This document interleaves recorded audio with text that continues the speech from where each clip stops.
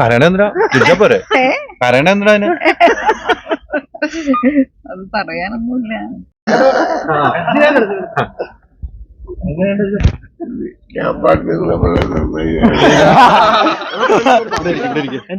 ചില കാര്യങ്ങൾ മാറ്റിയിട്ടുണ്ട്.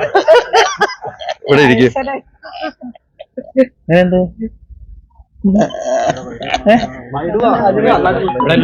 അച്ഛൻ പറഞ്ഞ എന്നാന്നറിയോ? അച്ഛൻ പറഞ്ഞു തന്നതാണ് അഭിനയിക്കേണ്ട രീതിയും വിനീതിന്റെ അടുത്ത് ഡയറക്റ്റ് ചെയ്യണം. അത് അതേപടി നിങ്ങൾ അനുസരിച്ചു എന്നാണ് അച്ഛൻ പറഞ്ഞത്. എല്ലാം പറഞ്ഞു തന്നാണ് പറഞ്ഞത്. എപ്പോഴാ പറഞ്ഞത്? ഇപ്പൊ പറഞ്ഞു. എപ്പോഴാ പറഞ്ഞതെന്ന് പറയണം.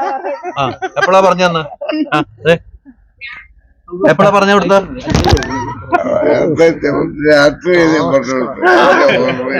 ഉറക്കമായിരുന്നോ? ഉറങ്ങിയപ്പോഴാ പറഞ്ഞു. എങ്കിലും ജാനേട്ടന്റെ സിനിമ കണ്ടിട്ട് ഒരു പ്രൗഡ് മൊമെന്റ് ഉണ്ടായ രീതിയിൽ തന്നെയാണ് അച്ഛനും അമ്മയും ഇവിടെ ഇരിക്കുന്നത്. ഞങ്ങൾക്ക് അത് പറഞ്ഞു. സമി സ്ലോട്ട് ഇവരുടെ ഓർമ്മകൾ അത് പറഞ്ഞു ലാലേട്ടനെ കണ്ട അവിടെ വെച്ചാന്നൊക്കെ പറഞ്ഞു. പിന്നെ 10 വർഷം മുമ്പ് ആ ചീത്ത പറഞ്ഞു വിട്ടോണ്ട് നന്നായി എന്നാ പറഞ്ഞു. അപ്പൊ ഞാനൊരു വാശിയായിട്ട് എടുത്തു. വാശിയായിട്ട് എടുത്താണോ അന്ന്? ഈ ഒരു രാത്രിക്ക് വേണ്ടി കാത്തിരിക്കുകയാണ്. എന്തായാലും ഇതൊരു ഭയങ്കര മുഹൂർത്തമല്ലേ? തീർച്ചയായിട്ടും ഞാനും ഒരു വലിയ മുഹൂർത്തത്തിന്റെ സമയമാണ്. അച്ഛനും അമ്മയും ഒന്ന് സിനിമ കാണുന്നത്. അതിന് ഞാനിവിടെ എത്തുമ്പോ അച്ഛൻ ആ സിനിമയെ കുറിച്ച് പറയുന്നു. ഞാന്റെ ഏറ്റവും ഒരു സ്വപ്നം പോലെയാണ് ഇത്, അല്ലെ? ധ്യാൻ ചേട്ടാ സ്ക്രിപ്റ്റ് ചോദിച്ചാൽ തരാന്ന് പറഞ്ഞു. പ്രണവും ധ്യാനൂട്ടനെ എനിക്ക് ഭയങ്കര ഒരുമിച്ചായിട്ട് ഭയങ്കര സന്തോഷമായി കണ്ടിട്ട്. വല്ല മനസ്സിലായോ?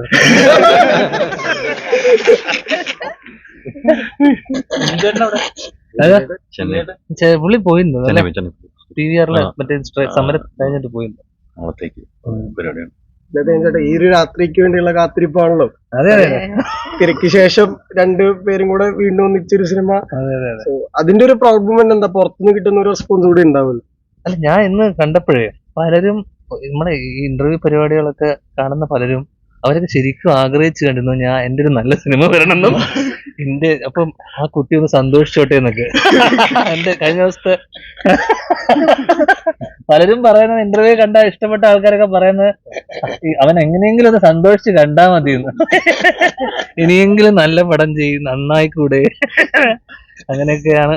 ഇനി ധ്യാൻ ഇപ്പൊ ചെയ്ത പടം കണ്ടല്ലോ ശ്രീചേട്ടാ. ഇനി ധ്യാൻ ചെയ്യാൻ ഭാവിയുണ്ടോ? ഇനി ഭാവിയുണ്ടോ? ഇനി നല്ല സിനിമയുള്ള ഭാവിയുണ്ടോ? എത്ര കാലം ഇങ്ങനെ പറയും?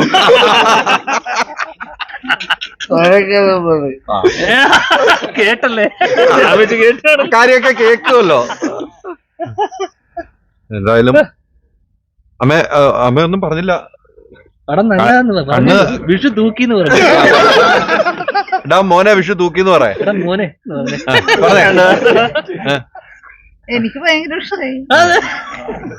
അതിന് കരണേന്ദ്ര പോരെ കരണേന്ദ്ര അത് പറയാനൊന്നുമില്ല. വിഷു നമ്മള് തൂക്കോ? വിഷു നമ്മള് തൂക്കോ? എന്താ മോനെന്തെങ്കിലും അല്ല, ഈ ദാനൂട്ടാന്ന് മാത്രല്ലേ വിളിക്കാറുള്ളൂ.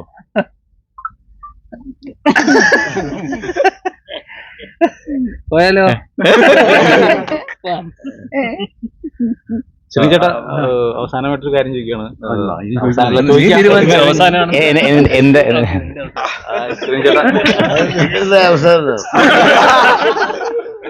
ചേട്ടാ, ചേട്ടന്റെ എല്ലാത്തരം തിരക്കഥകളിലും കൂടുതലായിട്ട് ആക്ഷേപാസ്യമായിട്ടുള്ള ഒരു തിരക്കഥകൾ നീളം എടുത്തു നിൽക്കുന്ന ഒരു കാര്യമായിരുന്നു.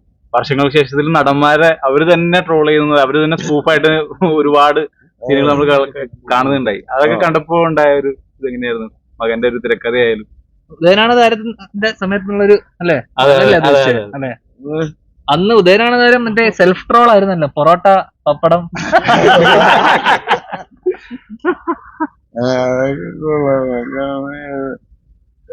ഹ്യൂമർ ഉണ്ടല്ലോ അതിലൊക്കെ തീർച്ചയായിട്ടും.